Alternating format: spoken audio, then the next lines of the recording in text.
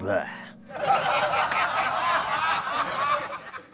I don't know if I'm doing a great explanation of explaining the Mummies' history here, but like, me, I speak off the top of the domes. This is me trying that. So then what happens is you have the Mummies, they come around. I don't know if the Mummies coined the term, but out of garage rock, you get this aesthetic called budget rock, which is sort of like a more modern, at least modern by that standpoint in the 90s. It's a more of a modern interpretation of what garage rock is, right? And then there are tenets. I don't know if these are like really strict rules per se, but like they are factors that make budget rock what it is. So budget rock refers to a musical genre. This is what ChatGPT pulled up.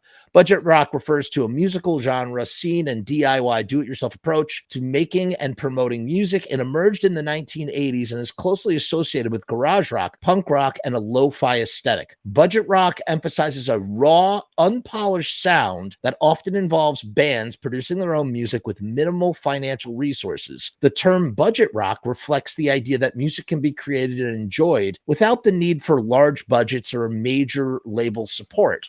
Bands within the budget rock scene often prioritize creativity. I think this is a key one. Authenticity is huge.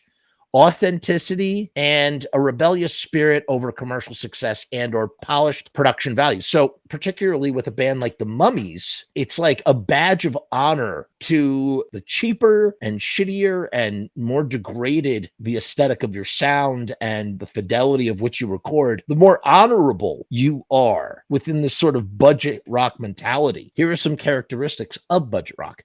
You have the lo-fi sound. Budget rock bands intentionally embrace the lo-fi sound, right? Which can include recording on inexpensive equipment, using vintage gear. So a lot of these bands, including the Mummies, they have gear, guitars, and things from like the 60s, and deliberately avoid overproducing their sound. So that's super important. And then you have like the do-it-yourself ethos. So these bands within the budget rock scene often handle many aspects of their music themselves, from recording and producing to booking their own shows and creating their own artwork. However, I would say that the DIY ethos is not unique to budget rock, obviously. I mean, that's a punk rock thing too. That's any band starting out that doesn't have support does these things. So DIY is inherent to wanting to be in a band. And I feel like it's not something that you can really give ownership to in regards to budget rock. Budget rock has garage and punk influences. The music draws heavily from both garage rock and punk rock, featuring an energetic and often, I think the key word with budget, as is with garage, it's this word primitive.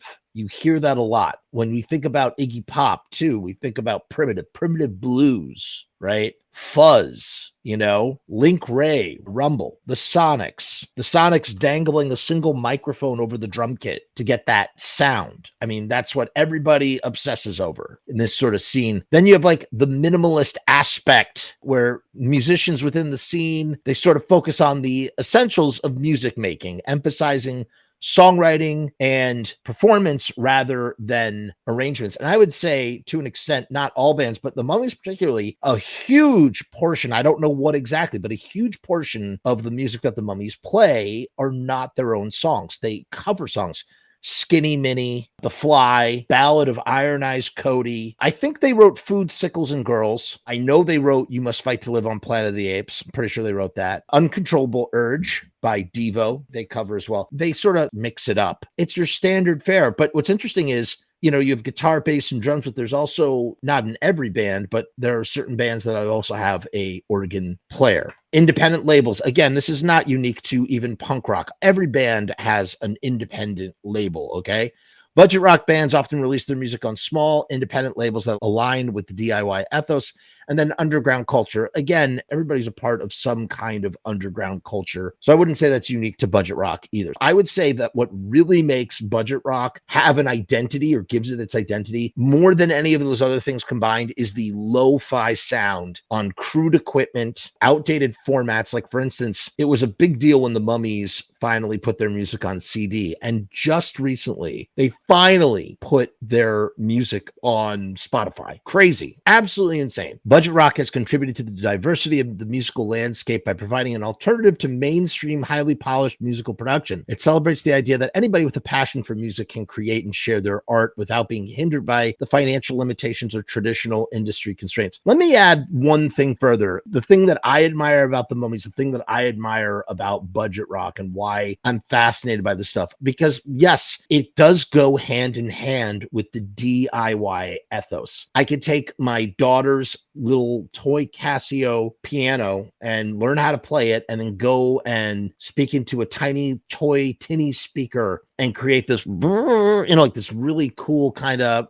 a sound kind of like, I don't know. So then what happens eventually, after the Mummies, like in the 90s, you have bands like the Devil Dogs and New Bomb Turks. Eric Davidson, who I had on my show, shout out to Eric. I had him on Pizza Punk, one of the earliest episodes of Pizza Punk. He wrote a book, and I forgot the name of the book. I'm sorry, Eric. He wrote a book that details the entire history of like the modern budget rock, garage rock scene. It starts in like 88, but it talks about like bands like the Space Shits, and that eventually gave way to King Kong and the Barbecue Show. You may know King Kong and the Barbecue Show because their song, I think it's Love You So, is very hot on TikTok right now. It's got millions and millions and millions of views or of plays. The ooh, ooh, ooh, ooh, now listen, darling. No, no, no, no, no, no, no, no, no. I'm sorry, I'm butchering it. Another band that I love. All of these guys know each other. And eventually, this gave way to stuff like all this stuff that's happening on the West Coast. You had Burger Records that came along, and Burger Records